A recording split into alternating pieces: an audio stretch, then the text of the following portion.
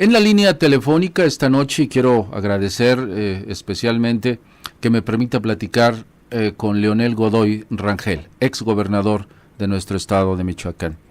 Gobernador, me da mucho gusto saludarte. Buenas noches. Buenas noches, doctor. A tus órdenes, qué gusto saludarte. Gracias.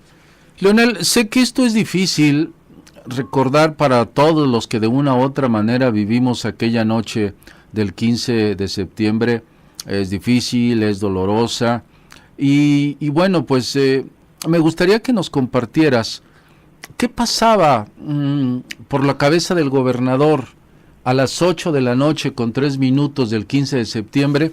De pronto yo recuerdo que por ahí alguien nos estuvo distribuyendo algunos oficios en los que se señalaban que había peligro en X o Y ciudades de nuestro estado, que se debían de tomar ciertas precauciones. ¿Qué tanto estos oficios eran ciertos y Leonel Godoy estaba pues ocupado en el tema de la seguridad de aquella noche? No eran ciertos, doctor. En aquel tiempo, como ahora y como antes de que yo fuera gobernador, hay un grupo que se llama de Coordinación de Michoacán, donde confluyen las dos zonas militares, la zona naval, la delegación de la Procuraduría General de la República, el CISEN, el Centro de Inteligencia Nacional, la Policía Federal, y por parte del gobierno del estado, el gobernador, el secretario de gobierno, el secretario de Seguridad Pública y el procurador. Entonces esas reuniones se hacían normalmente en la zona militar o en las zonas militares, en la zona naval, una o dos veces al mes, de acuerdo a las necesidades, y obviamente septiembre era y sigue siendo un mes estratégico en las áreas de seguridad nacional del país, entre ellas Michoacán. Entonces en ese tiempo, en agosto, y luego en septiembre, tuvimos varias reuniones para estar revisando cómo estaban las alertas que se tienen siempre, las informaciones que se tienen por parte de los servicios de seguridad y de inteligencia del gobierno federal, y por parte nuestra por los agentes de gobernación y los delegados de tránsito, los agentes del Ministerio Público, las policías, etcétera. Entonces se hacía una revisión minuciosa siempre y se señalaba si había focos amarillos, si había focos rojos, y no había ninguna información salvo la de siempre, de bromistas macabros que señalan una serie de cuestiones, pero no había más que la necesidad de la seguridad normal. Tú debes recordar, doctor, que ese día pues, la seguridad era la de siempre, discreta, incluso no se usaban en ese tiempo los arcos de metal. La gente estaba acudiendo confiada, como todo mundo, a escuchar el grito de independencia y a disfrutar una noche que siempre ha sido muy de los sectores más populares de nuestras ciudades, de nuestro país, y que acuden masivamente con sus familias. Eso ocurrió ese 15 de septiembre del 2008 igual, doctor. Creo que, bueno, para todos los que de una u otra manera tuvimos relación o estuvimos presentes en aquella noche, a todos nos queda grabada esa imagen de Leonel Godoy ondeando nuestra bandera, tocando la campana, de pronto escuchándose un sonido, Leonel volteando hacia su lado izquierdo, sonriendo, pero bueno, en ese momento justo jamás el gobernador se imaginó que estaba pasando algo extraño. ¿O en qué momento te avisan, pasó esto? Al terminar la ceremonia del grito, que se queda uno ondeando la bandera, en ese momento se acerca alguien del personal de ayudantía a informarme que al parecer habían tronado unos cuetones y que había gente herida. Esa fue la primera versión que tuvimos. Después bajó el general, el comandante de la 21 zona militar, y los jefes de mandos policiales que estaban allá arriba conmigo, a ver personalmente, entre ellos el que era el director de seguridad pública de ese tiempo, Mario Bautista, que ya falleció, fueron el procurador, el subprocurador de esa época, Miguel García Hurtado, Ignacio Mendoza. Acudieron muchos allá abajo porque pues empezaron a decir que había bastantes heridos, algo muy inusitado para unos poetones. Entonces, después de que bajaron todos ellos, subió el general y me informó que no habían sido poetones, que había sido unas granadas. En principio se habló en plural, ya después supimos que había sido una. Hubo otra, como recordarás, allá en Quintana Roo. Pues en las Mercedes, en esa parte de la calle Madero, ocurrió como unos Rayón. 10, 15 minutos. Quintana Roo Quintana Roo y Madero. Sí, así fue. Y entonces, pues ya supimos lo terrible del acontecimiento, los muertos, los heridos, cada vez informaban de más muertos, cada vez informaban de más heridos. Fundamentalmente, lo más doloroso es que eran civiles, gentes que habían acudido con sus familias, niños, mujeres, ancianos, que habían acudido a un festejo que tradicionalmente se ha hecho en Morelia, como en todas las ciudades grandes del país, y pues fue muy doloroso ese momento para todos los que estábamos ahí, obviamente principalmente para mí, doctor. La primera decisión que toma el gobernador en ese momento, una vez que se entera de que por boca del general, ¿era el general Bernal? Rafael Ballesteros. Rafael Ballesteros. Del general Rafael Ballesteros, ¿cuál es la primera orden que da en ese momento el gobernador Godoy? Bueno, para entonces ya había varias instrucciones, fundamentalmente para el personal de la Procuraduría General de Justicia, que como en todos estos casos pues tiene que resguardar el área, sacar a los heridos, recoger los cadáveres, toda esa parte dolorosa, y empezar a recoger los primeros indicios que pues ya para entonces también ya se tenían muchos fragmentos de la granada que se había lanzado, y también ya para entonces ya sabíamos que había sido solo una detonación, una sola granada. Y pues de inmediato traté de comunicarme con el presidente Calderón. Él, si no mal recuerdo, estaba en San Miguel Allende, en Dolores, dando el grito, y hablé con él. ¿Fue difícil comunicarse con el presidente Calderón en aquel momento? No, para nada. Estamos hablando del 2008. La relación todavía con el presidente era tersa. Ajá. Fundamentalmente porque había un secretario de gobierno, que el joven Juan Camilo Muriño, que era un muchacho de una mano izquierda muy tersa. Entonces había muy buena relación, y me contestó de inmediato, y además para entonces él ya también estaba teniendo información, cruzamos información. Yo le manifesté sin ninguna duda que había sido un atentado terrorista, narcoterrorista, así fue el término que utilicé con él, que nunca había ocurrido en este país. Y hubo algunas diferencias porque al parecer a él los servicios, no sé si de inteligencia, le decían que no, que había sido un cuetones, y yo ya le afirmé que estaba confirmado, y además que no había sido un accidente, porque ya para entonces teníamos la noticia del herido, del muerto, y los otros heridos allá en la Madero y Quintana Roo. Uh-huh. Muy bien. Después de esto, yo recuerdo, aquella noche yo transmitía un programa de televisión especial. Recuerdo que dejamos de transmitir justo cuando Leonel Godoy finalmente habló a los medios, pero fue una noche muy larga para Leonel Godoy.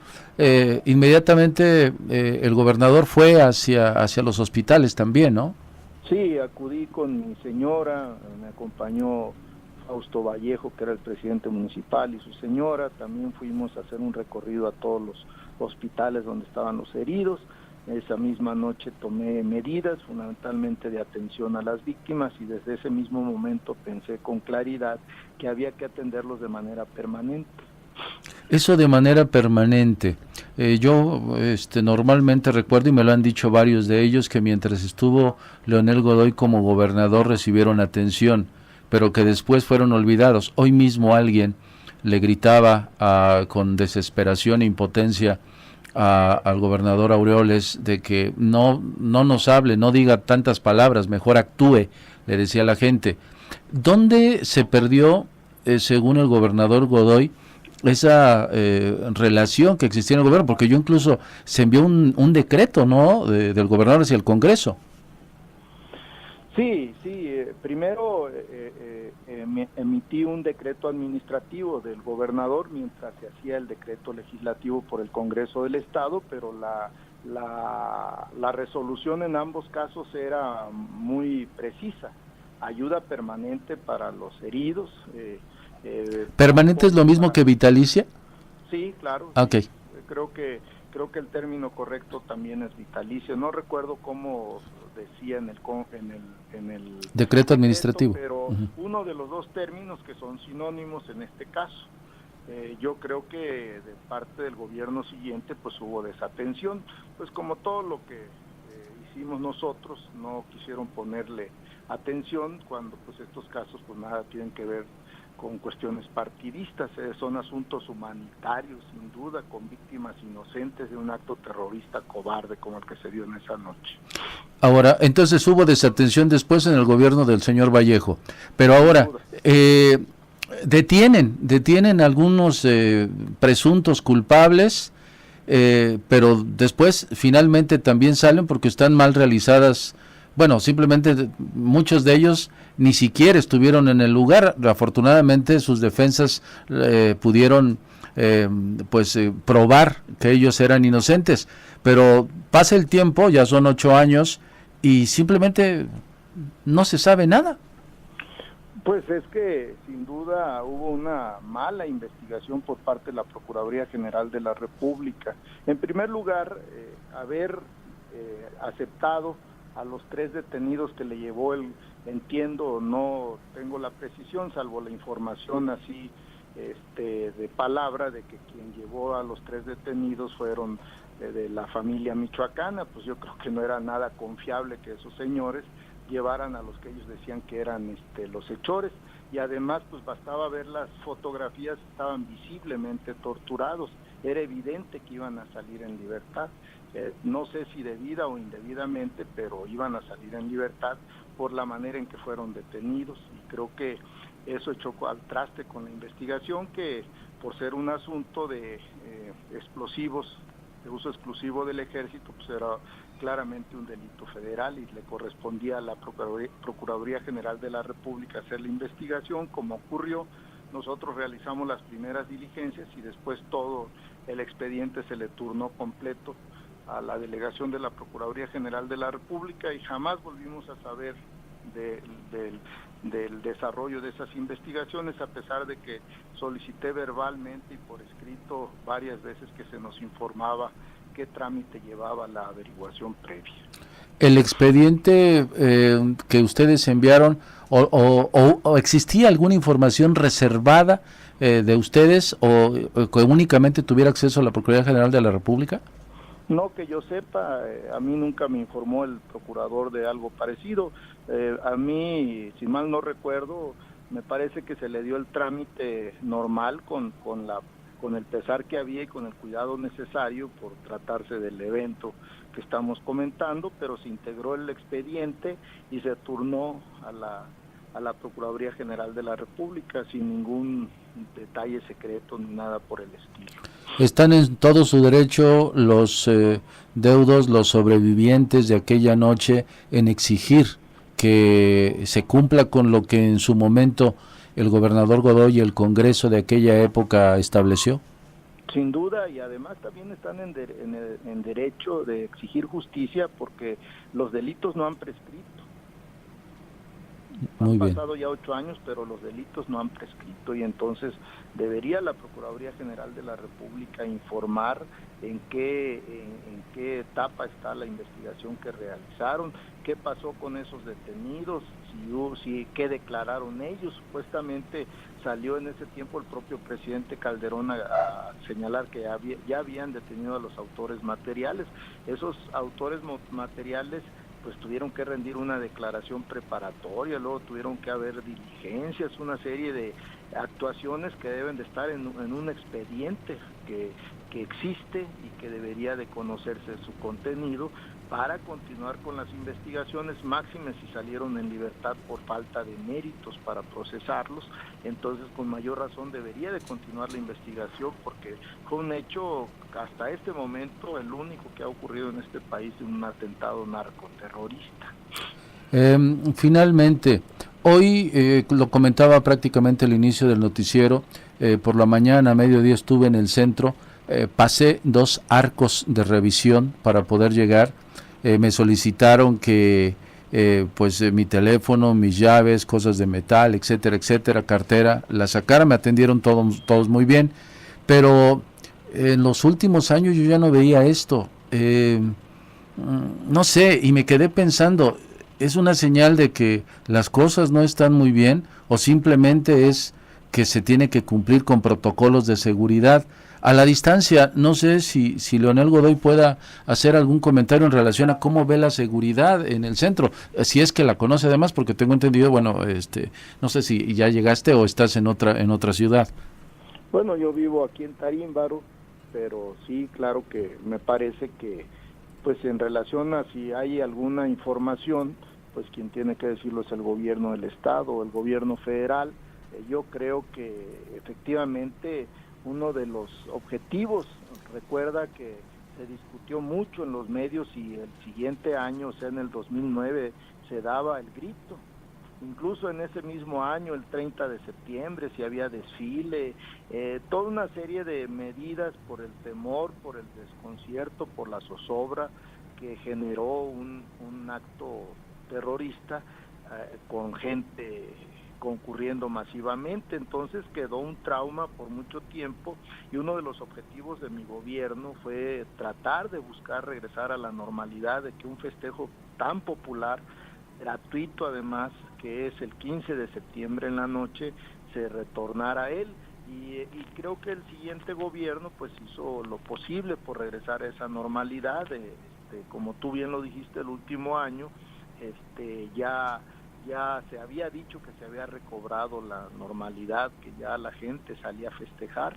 Yo creo que eso es lo que necesitábamos y seguimos necesitando. Yo no sé si estas medidas de ahora son exageradas o no, porque yo ya no he vuelto en este día al centro de la ciudad a ese evento del Palacio de Gobierno, entonces no te sabría decir, pero ustedes como periodistas sabrán si son mayores o menores que en otros tiempos.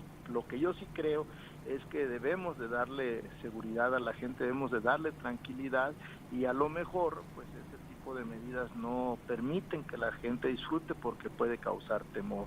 Eso es lo que te comentaría.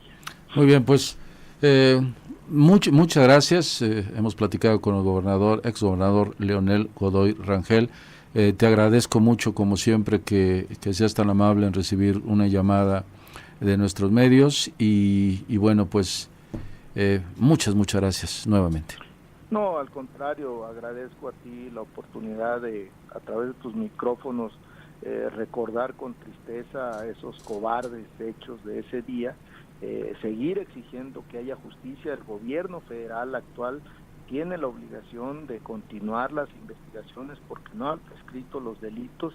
Las víctimas y sus familiares no solo tienen derecho a la atención médica, psicológica, económica, social necesaria, sino también tienen derecho a que los hechores sean castigados rigurosamente conforme a la ley. Entonces creo que eso debe de ocurrir y yo aprovecho para exigirlo también desde mi posición de ciudadano, y por el otro lado volver a darle mi solidaridad y mi condolencia a las familias y a las víctimas sobrevivientes de ese terrible y condenable acto terrorista del 15 de septiembre del 2008. Leonel Godoy, muchas gracias. Buenas noches. Gracias a ti y buenas noches a ti, a tu auditorio. Gracias. IM Noticias.